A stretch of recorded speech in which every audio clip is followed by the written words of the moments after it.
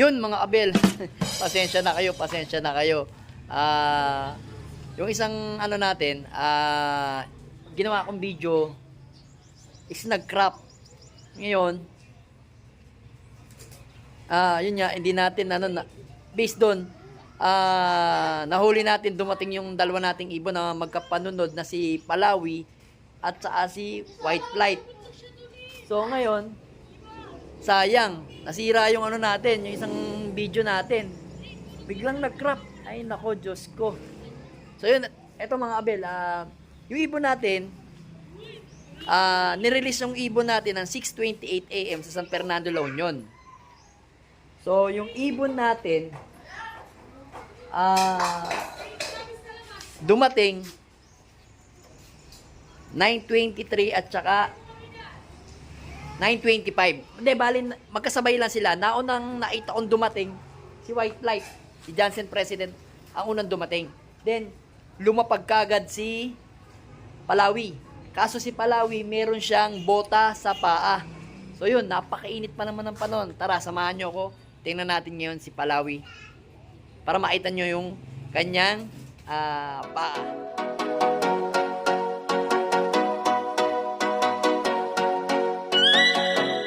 Mga abel, ito. Inilak ko na kasi tapos na tayo mag-abang dito sa kabila. So, yan. Ito si Palawi. Ayan. Ayan yung kanyang pakita nyo mga abel, oh. Oh, ayan, oh. Oh, no! Ayan, nagbota. Oh, ayan, nagbota siya. Ayan, botang-bota. Ayan, oh. Kitang-kita nyo. Ito yung sticker niya.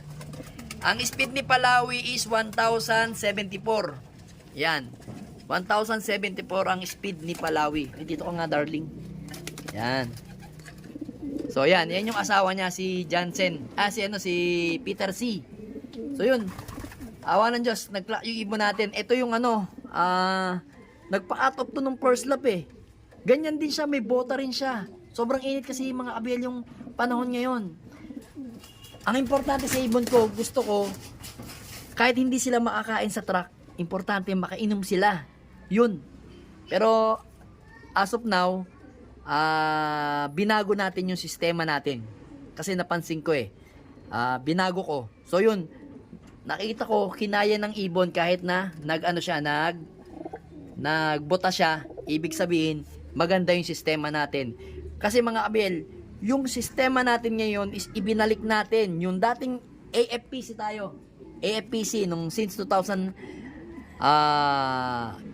12, 13 ata, ibinalik ko yung sistema ko doon. Kasi sabi ko, medyo na lilito na ako sa sistema ko. Ay ko, kasi crested oh. So nalilito na ako, sabi ko, ibalik ko nga yung dati kong sistema kung saan ako nanalo ng fundraise at saka ng derby. Kasi may mga binago kasi ako sinubukan ko yung mga, ayun, yung isang ibon natin, ito na, si Litar. Pasok na, Litar. Pasok. Ayan.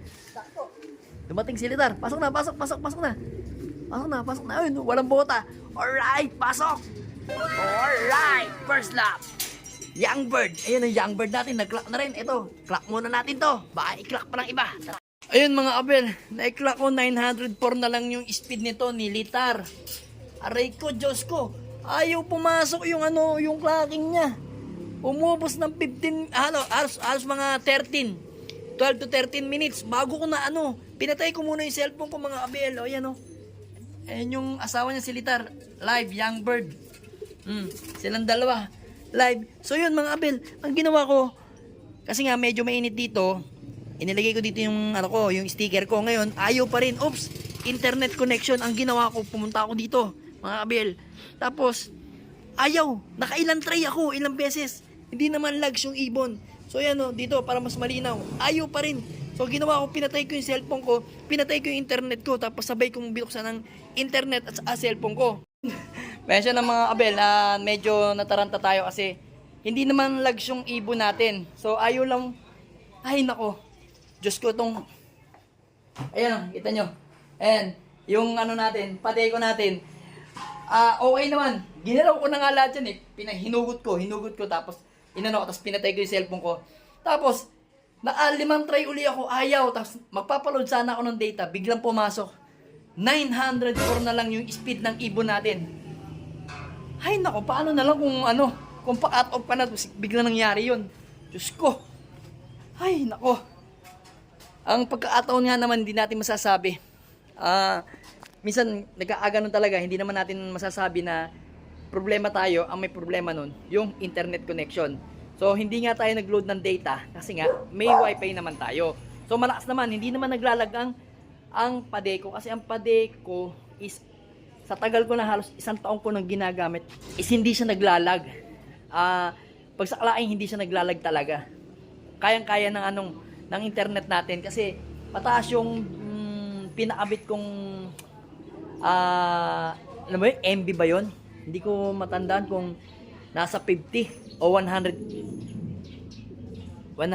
GB, basta ganun, basta mataas. Kaya kahit magsabay-sabay kami ng 10 cellphone dito o hanggang 15, kayang-kaya ng internet ko, kasi nga nag-upload ako sa YouTube sa page, kaya kailangan ko na mataas. So yun nga, buti na lang pumasok 904 na lang yung speed ng ibon natin. Yan. Yan o. Tingnan nyo. Ayan mga kabel, tingnan nyo. Alam nyo, sa sobrang habang naghihintay ako ma-open ng cellphone ko, nakapagtimpla na ako ng pagkain kaagad nila. Ayan o. Yan yung pagkain nila. Ayan. Yan yung pansalubong natin sa kanila. Ayan. Ayan.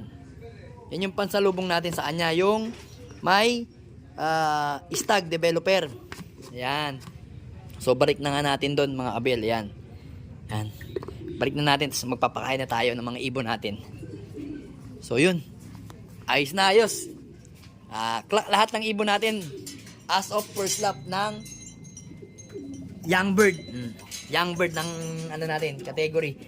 Siguro to, ilagay na lang natin muna dito. Para hindi malaglag. Yan. Diyan na lang muna. Yan. Diyan na lang muna. Kasi ito malalaglag itong mga to. Yun, tinan nyo. Iniputan na yung isa. Yan. Ew. Yan. Sige natin dito. Yan. Alright. Magaling talaga si Yan. Sakto.